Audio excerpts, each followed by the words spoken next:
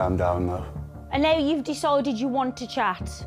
Now you have. So you're not gonna. So you're not gonna do this now. No. Do I actually get a conversation now? None of this. Because if you sat here now and I went, I'm not listening, how would you feel? I don't know how I feel about this Alex, Sasha, Lacey, Polly, Holly scenario. Because in my opinion, I feel like some of the girls are just ganging up on just because they know it's Alex and they know it's easy to wind him up. I am not condoning him and the way he spoke to the girls. But my thing is, if they are saying they're defending one another and they didn't like the disrespect, where was this, I can't stand the disrespect when the girls were skinning Hannah alive? Where was it? Sasha didn't even say anything or even cough. And suddenly she's got smoke and vim for Alex. Make that make sense? And also with Emma, as much as I like her, she's her own worst enemy. Casper keeps telling her what he wants and she keeps fighting it. And then when he starts talking about his future girlfriend, she gets upset. Make that make sense? Anyway, hey there. Thanks for stopping by. It's Valerie. Welcome to my channel. If you're new here, don't forget to subscribe. Click the like button, share, turn on the notification bell for when I upload new videos, and definitely leave a comment. In this episode, I'll be reviewing Married at First Sight UK, Season 9, Episode 22. Everyone has been commenting and I haven't had a chance to read the comments. I'm so sorry. It's just been one of those days. I will sort of respond. I appreciate all your comments. So here we go. I feel some type of way about the drama between Alex and the girls. Here's my opinion. I understand Lacey saying she wanted to support Rochelle, but at the end of the day, this is not the first time someone has been said something horrible to the girls and everyone.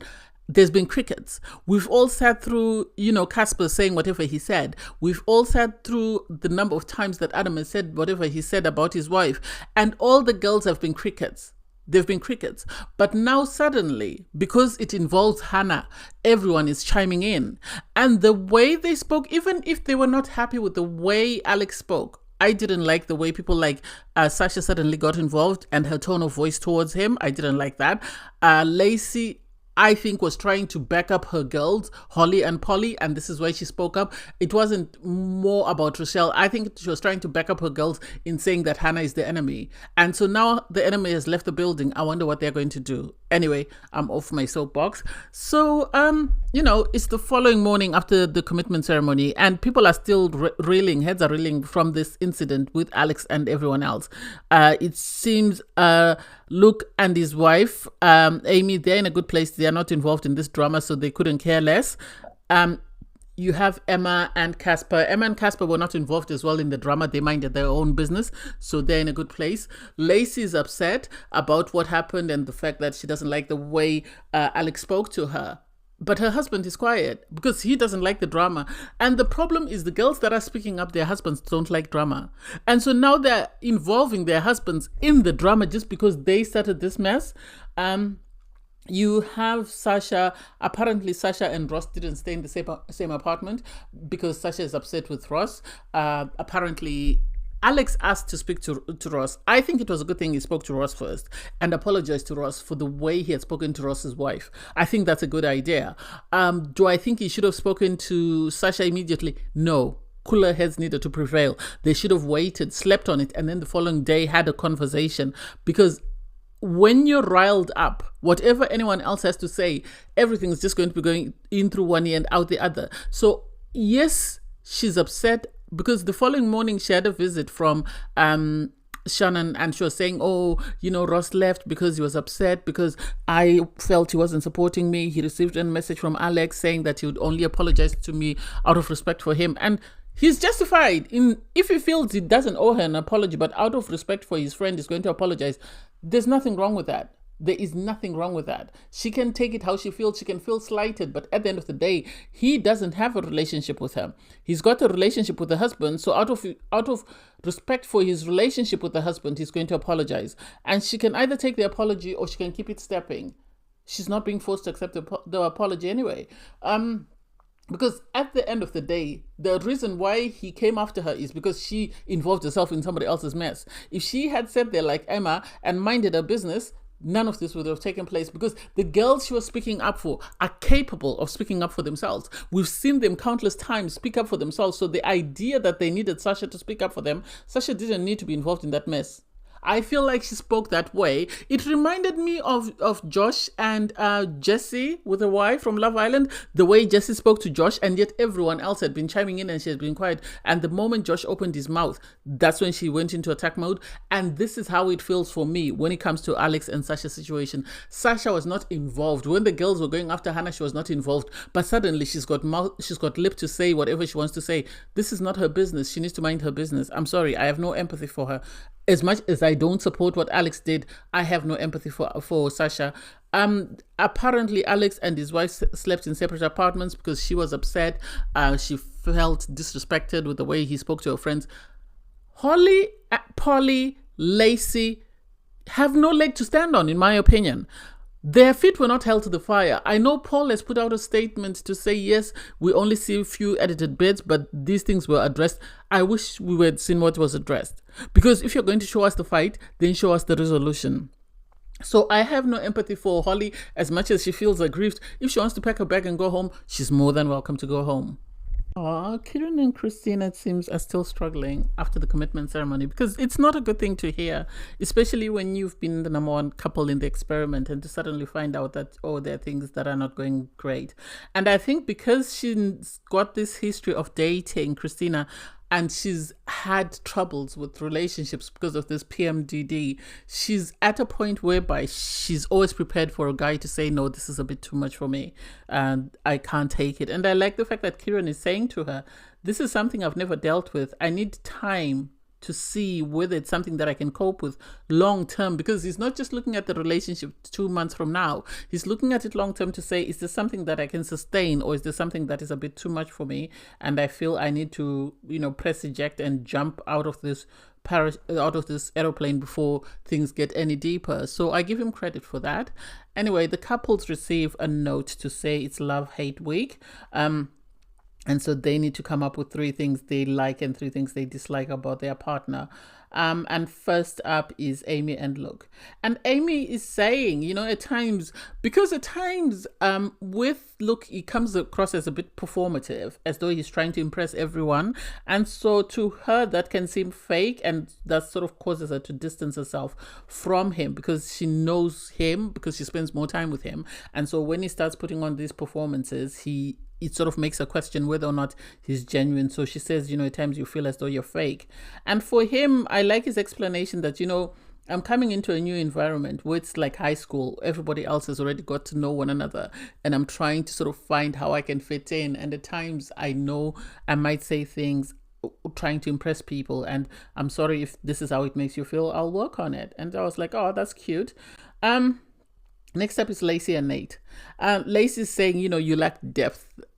And I like the fact that, Nate asked her, what do you mean by I lack depth? What do you mean? Because he wants to know, he wants to understand. And for her to say, you always seem like you're absent-minded. And it's like, well, he's justified to say I've got ADHD, I've got communication difficulties, but at least he makes an effort. When she wants him to be present, he's present. It's not about the drama. So when the drama starts, he tunes out. So you can't blame him for that. And then his complaint was, I hate that you compare me to other guys. And it's like, why is she comparing him? Some of the girls in the experiment would give their left leg to have someone like Nate, because he's just trying his best. And she's like, oh, when they do things for their partners, I want, I wish you could do that for me. And it's like, it's not a competition, and it's not a comparison site. It's not compare.com. You need to focus on what works for you. Everybody else will focus on what works for them. And it is what it is. I like that he asked her for a little hug afterwards. He's really trying his best. Oh, cute. So Amy and Luke go for a date. It's a pottery date. It was really cute. I think it was cute. I think Luke was the best person to send on that date, because he then had his, I think I haven't watched Ghost, but I think he sort of was inspired by that. It was really sweet because he took his shirt off, sat behind her, and he was making her blush. The fact that he told her you're a lady in the street and there's a freak in the sheets was just oh my god. She wanted to die. She was waiting for the floor to open up and swallow her whole, because this is what she meant, that at times you come across as not genuine because some of the things that you do, and it's like, look, this is the stuff that you do in your home. This is not stuff that you do out in public. Because now she's saying, you have different sort of ways of showing your affection. You're a very reserved person, and she's thinking that you struggle to read her boundaries or to know her boundaries, which I think she should have told him. Knowing the type of person she's dealing with, she should have told him sooner rather than wait for him to embarrass her and then for her to run after and sort of say, oh, this is embarrassing for me, I didn't like this. But I really loved that date. I thought it was very sweet and very endearing. And then you have a sit down. I didn't understand that sit down, I'm going to be honest. I didn't understand that sit down at all. I still am confused because you had Holly call, Lacey for a sit down to have a conversation with her. And then Alex went and sat with Adam and Polly. And for me, I don't even know why they're bringing people into this relationship. I really don't, because this relationship is already a problem on its own. It doesn't need any extra people in it to sort of try and help sort of resolve the issues they're having. Because you have Lacey sort of saying she wants to go home, she misses her children. It's understandable. She's a single mom to 2 children, so she will miss her children. She wants to go home. You can't knock her for that. And then she's complaining that when she told Alex that she missed her children, he just sort of said, I don't care, and he walked off, and she doesn't understand. And it's like, what do you mean? You've been with this guy, this is week 3, week 4. If he hasn't shown you any sort of feeling towards your children, why are you still continuing to write stay? Why not go home? Because at the end of the day, you need to be with someone who loves not only you, but your children. So if he's telling you he doesn't care about your children, why are you still in the experiment with him? She's decided to go home for a bit and make her mind. And it's like, I wish the experiment would say, the moment you leave, you're done. Because I think this is unnecessary drama. Personally, why should she go home and then come back and tell us what she's decided? She needs to make a decision before she leaves. If she's going for good, she's going for good. She's not going and coming back. Alex is sort of saying he doesn't have the sort of parental sort of urge in him because he's not a father, so he doesn't quite relate when she says she misses her children. And it's like, as much as you might not relate to her saying she misses her children, you can relate because you've got a mom that you love dearly. Do you not miss your mom? Missing someone is missing someone, regardless of whether they're your child or whatever. It's just the fact that you miss having their company, their companionship. And so you should understand how it feels to be away from someone you love, regardless of what the relationship between you and that person is. And so for Polly to say to him, oh, you need to go and speak to her because she's a woman, she wants you to speak to her, so you need to go and speak to her. And it's like, that's not it. That's not it. I don't think that should be the reason. I understand where he's coming from in the sense that he is saying that she left the apartment. If she wants to talk to me, then she has to come and talk to me. I'm not going to go chasing after her. Well, if she's going to go home, at least send him a message to say, I'm going home, I need a moment. Because otherwise, if he goes and she's not ready to talk to her, then things are going to explode. I think if nothing else, the advice Polly should have given him should have been just send a message to say, hi, how are you? I miss you. That's it. He shouldn't go to look for her. He should just say, hi, how are you? I miss you. And that's it. And that's all that he needs to do. And then if she responds, then they can take it from there. If she doesn't respond, then he knows she's not ready to speak to him. You have Adam sort of create this romantic gesture for Holly.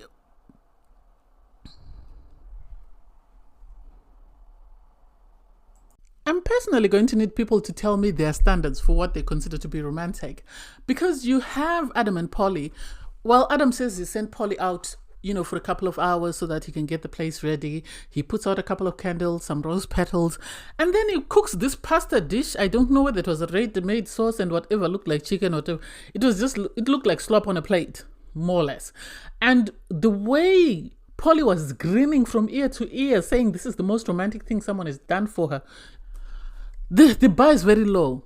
The bar is at 0. Because if that is very romantic, I can only imagine what she would think if someone took her on a date like the one that Amy was taken on. Because what sort of people is she dating if that's what she considers to be very romantic? Oh, now I just need a kiss.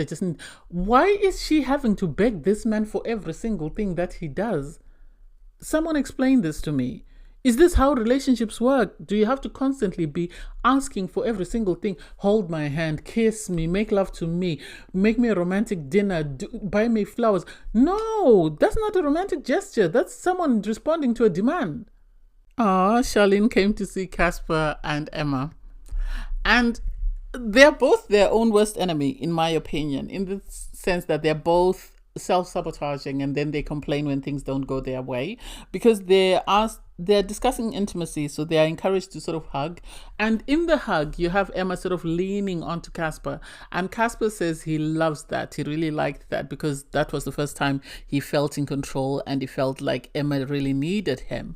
And Emma says she doesn't feel she's at the place in time to sort of make herself sort of lean into Casper or make herself vulnerable.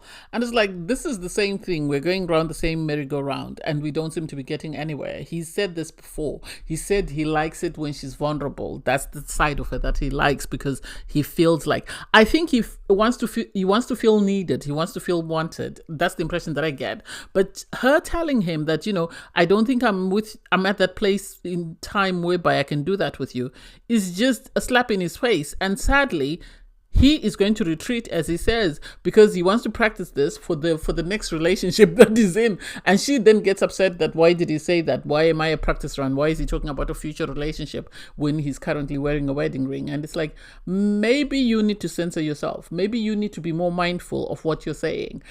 You should have said to him, this is something that I haven't done before, something I'm not comfortable with, but I'm going to continue to try and practice it. I'm going to continue to try and sort of make myself more vulnerable, or even though this is not something that's within me. If you feel I'm not being vulnerable, or if you feel that I'm not doing what you want, just remind me, because at times I might go to my default settings whereby I feel like I don't need anyone. I'm an independent woman, blah, blah, blah. So I have heard you. I've taken on board what you said. That's what she should have said to him. She brought up the fact that she doesn't trust him, and he decided to whack her back. And now she's in her feelings because she feels like he's being disrespectful and he said something he shouldn't have. And it's like, well, you opened the door. And now he's stepped right in, and sadly you have to deal with it because you are the one who started this. Had you just kept quiet, or had you given a maybe more delicate response, you'd have got to where you want to be. In her confessional, she couldn't even say anything because she was that distraught. Because she's upset now that why is he using me as a practice run? And it's like, well, maybe because he sees that you will never change in time for him to make a decision to stay with you. So he's now looking at this as a training institute. What can you do? You have Kieran, he comes back with a koala for Christina. She seems to be in a very good mood. He seems to be in a great mood as well. And she says she's decided to do this she's arranged an activity for them just so, because she knows he's been feeling very low and she feels, she wants to do something to sort of cheer him up. He, on his part, brought the koala because he wanted to cheer her up. And he says she might think that I don't think about her when I'm away from her, but I do. So I want to show her that I'm always thinking about her. This is one thing I have to give credit to Kieran and Nicole. The fact that they're always prioritizing each other. They're always making sure that the other person is okay. It's not always about a me. It's always about a we. And that I love. Ross is working overtime, isn't he, to try and win his bride back. So he'll arrange a kickboxing date for her because he says, that's her passion. So he wanted to do something she really loves. And he was very anxious until she turned up. And she turned up. She seemed happy to be doing kickboxing, although she's nagging him and telling him that, I didn't like the way you reacted. That's not on. It's going to take more than this little, kickboxing date. So he gave her a bracelet, which allowed her to sort of say, okay, now you can move back into the apartment. And that was cute. I think their problems are self-inflicted. That's what I'm going to say, because they were doing very well. They were very lovey-dovey all season. So I don't know why that thing had to throw them off to that extent. I think there is issues with communication, as Ross has said, in the sense that I feel like maybe he felt unheard. I don't know why he reacted the way he reacted. It's unacceptable. We can't sort of condone that. But still, at the same time, she was also wrong for involving herself in other people's business. Had they not involved themselves in other people's business, they would have been fine. We then have Lacey and Nate sort of go through what they love about one another. And Nate sort of says, you know, he wasn't going to describe her eyes or anything else. He just wanted to discuss something he felt was very important. I think he's looking for depth since he was told he lacks depth. So he likes the fact that she's loyal to him and to the girls. And it's like, well, I get being loyal, but also there's that you being loyal should have boundaries. You can't just be loyal to people regardless of what they do. You have to also be able to say what's right and what's wrong. And the fact that she ganged up on Hannah, I didn't like that. That's not being loyal. Even her revealing the kiss, I wonder if she had revealed the kiss if it was anybody else but Hannah. I wonder if she had done that. I think it was more because she wanted to back her girls, and so she said it just so she could be in with the crowd. And so I don't know whether I can say that's her being loyal. For her, she says, you know, Nate brings out the best version of herself. And I think he does. I think he does, because they've been very mellow and very calm. Their problem is the same problem that Ross and Sasha have, in the sense that Lacey should not have involved herself in that business. That was not her business to say. She knew about the kiss. I don't think she's the only person who knew about the kiss. So she didn't need to say anything. She should have focused on her and her marriage, and they would have been fine. They didn't need to involve themselves in other people's business. Then you have Ryan and Shannon. And Ryan says he loves the fact that she's non-judgmental. What do I think? I think she was judgmental at the wedding, because the moment she saw him, she had this assumption of him that he was an F-boy. Yes, she might not have told him, and maybe he'll find out now watching it that she actually judged him and she thought he was an F-boy. This is why she was very sort of iffy about him at the wedding, and he actually knew that she was iffy because he brought it up. But anyway, if that's what makes him happy, good. And she says she loves that he's a safe space. She can cry and she can be herself. We really haven't seen much of them. We really haven't seen much of them as a couple. So it's very difficult to understand what they mean by, you know, you're a safe space, because we've barely seen much of their marriage. Even their honeymoon, we didn't get to see as much. We were more focused on Hannah and Steven. So I don't know. Maybe if they stay in a bit longer, we'll get to see what they actually mean. So Sasha and Ross sit down to sort of tell each other what they love about one another. It seems very performative in my eyes. It seems very performative, because you had her sitting in a room, and then it seems like the producer said, okay, it's time, you need to go in. So Ross says, you know, he loves her eyes. Yeah, she has pretty eyes. I think he could have said a lot more, given the fact that he's in the doghouse. I think he should have said a lot more than that. For Sasha, she says, you know, she loves that he's a gentleman. And it's like, you can't say he's a gentleman while you're dragging him and saying he was disrespectful, he was very aggressive, he was non-communicative. You can't say that and then say you're a gentleman. This is why you don't say nasty things about your partner on camera, because the moment you do, we the viewers are going to see it and are going to have questions, and our questions, if unanswered, we're going to make our own opinions and assumptions of what's actually going on in your marriage. And I don't know. I now question their relationship, whether it's actually genuine or whether they're just playing up for the cameras. You then have, you know, Kieran and Christina. She had a surprise for him. She takes him to this farm where he meets his dog, and he's so excited. He's so tearful. If you know English people and their pets, then you'll understand. He gets to play about with his dog, because you know, I think they had this pen for the dog to run around, and Kieran was very excited. At one point, he was actually laying on the floor with his dog.